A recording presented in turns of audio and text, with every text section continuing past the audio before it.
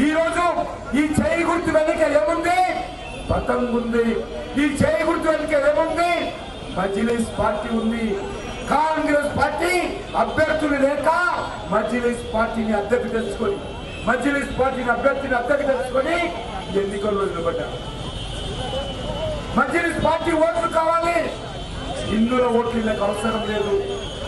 Majlis party మద్దతు ఉంటే చాలు, తెలంగాణను పెత్తనం చేస్తామని 10 సంవత్సరాల పాటు కేసీఆర్ ఆలోచన చేశారు. ఇప్పుడు రేవంత్ రెడ్డి ఆలోచన చేస్తాం.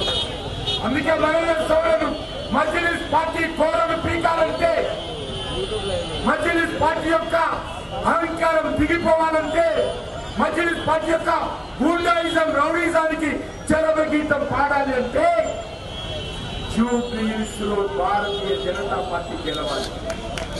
ఈ తెలంగాణ గడ్డ మీద కాషాయ జెండా ఎగరాలి. ఈ తెలంగాణ గడ్డ మీద హిందువుల ఐక్యత ఉండాలి. ఎందుకో ఈ మజ్లిస్ పార్టీ గూండాల పార్టీ, అది రౌడీల పార్టీ. ఈ మజ్లిస్ పార్టీ ముస్లింలకు మేలు చేయదు, కుటుంబానికి మేలు చేస్తుంది, గూండాలకు అండగా ఉంటుంది, రౌడీలకు అండగా ఉంటుంది. హైదరాబాద్ నగరము తెలంగాణ తన కబ్జాలో పెట్టుకోవాలని చూస్తాం.